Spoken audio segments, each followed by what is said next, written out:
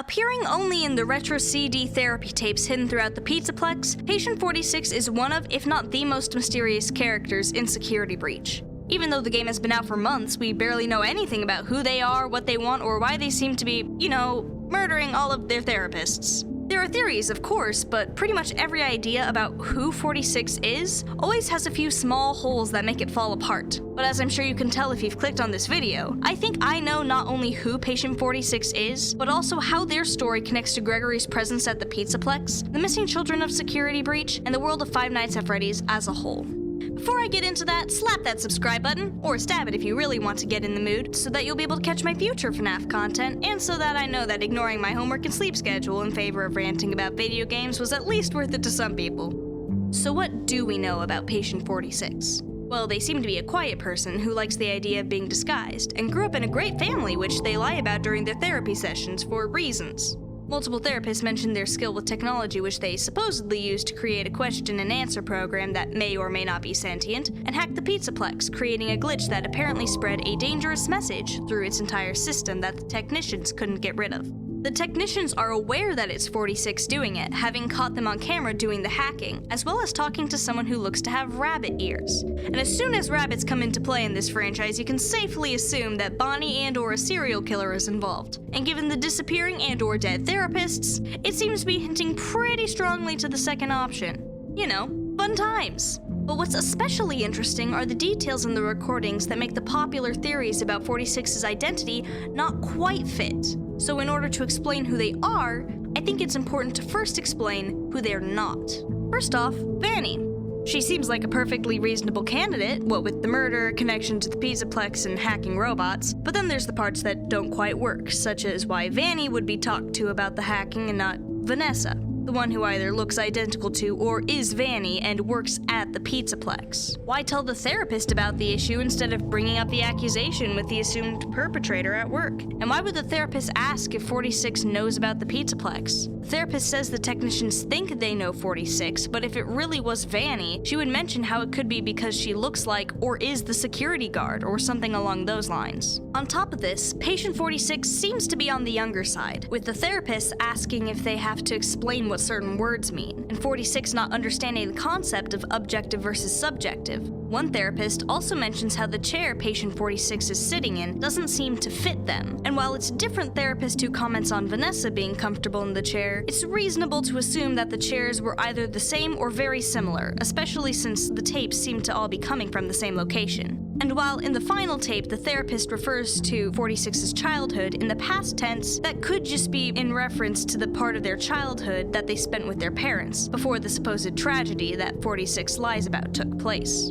Because of this, the idea of Patient 46 being a child has been floating around the community, and given we only see one child in the game, who else could it be but Gregory?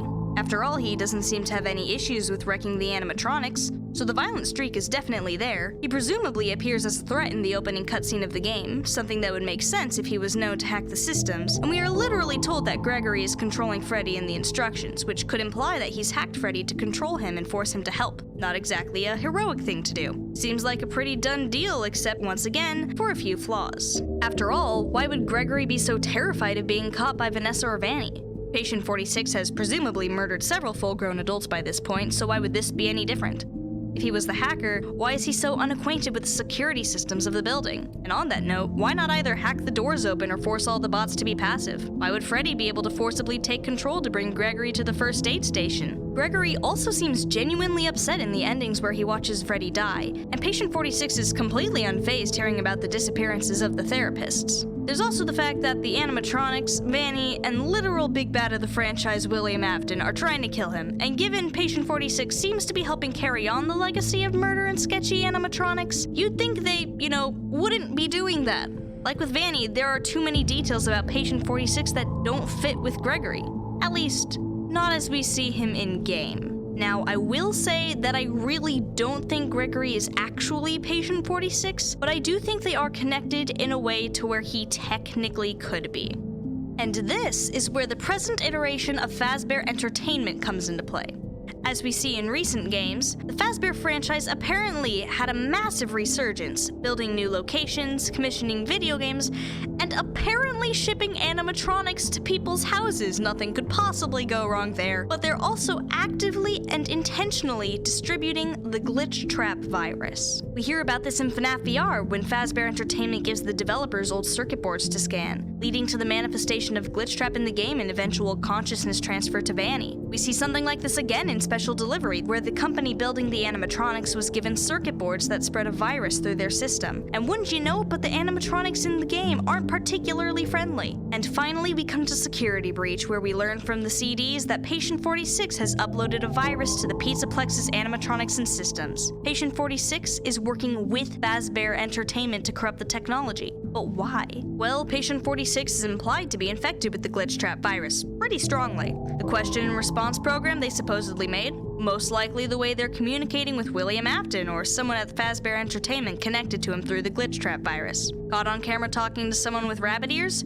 Given Glamrock Bonnie wouldn't make much sense in this scenario and Burntrap's vibing in the basement, this is most likely referring to Vanny, another person under Glitch Trap's influence. In addition, the therapists go missing whenever they start asking questions that are a little too close to realizing what's actually going on, which makes sense if 46 is trying to hide the virus's existence. Now, with all that out of the way, I can finally explain why I think that Patient 46 is a member of the newest batch of missing children. How I think the missing children's incident is happening this time around is this. Over time, maybe even years, kids are being kidnapped at or taken to Fazbear locations like the Pizzaplex. Once there, they're either infected with the glitch trap virus, similar to what we see with Vanny, or replaced, before being used to continue to spread the virus to other places and people. We can reference the Fazbear Fright books for this to an extent, with stories like Lonely Freddy showing the consciousness swaps between a bunch of kids in the Lonely Freddy toys, and the story He Told Me Everything with the teacher making his students use the, now infamous in the community, Fazgoo to create doppelgangers of them that have different minds and worldviews. While the events of the stories aren't necessarily canon,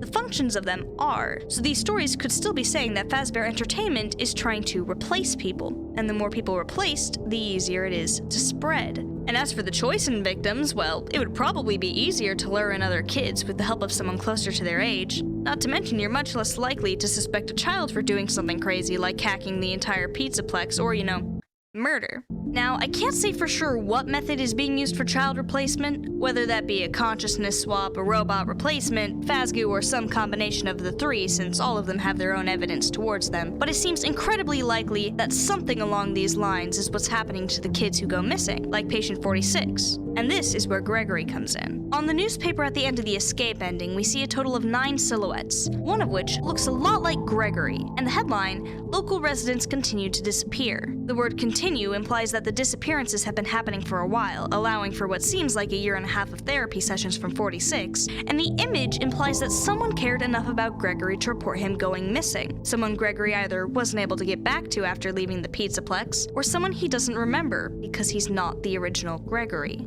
After all, he did stumble over telling Freddy his name in the beginning of the game, possibly because he didn't have one, at least not one that he was told. Gregory being one of the missing children also explains why Gregory is being hunted down. Based on what we see in the game, he doesn't seem to be influenced by the glitch trap virus, either because it was purged from his mind like we see with Vanny in the Free Vanny ending, because he managed to escape before he was infected and or replaced, or because, for reasons I'll get into in a future video about Vanessa and what's going on with her, he may have it in his mind, but it's not prominent enough to influence him like we see with Patient 46 and Vanny. Due to his lack of familiarity with Vanny, Burntrap, and the Pizzaplex in general, I'm leaning more towards the last two, which is also why I don't think he's Patient 46, but I could be wrong, so feel free to tell me why you think differently down in the comments. Either way, because he isn't fully influenced by the virus, he's a threat to the spread of the virus. Who knows what he could tell someone, or what someone could figure out about him if he's allowed to roam free. As such, he can't be allowed to escape.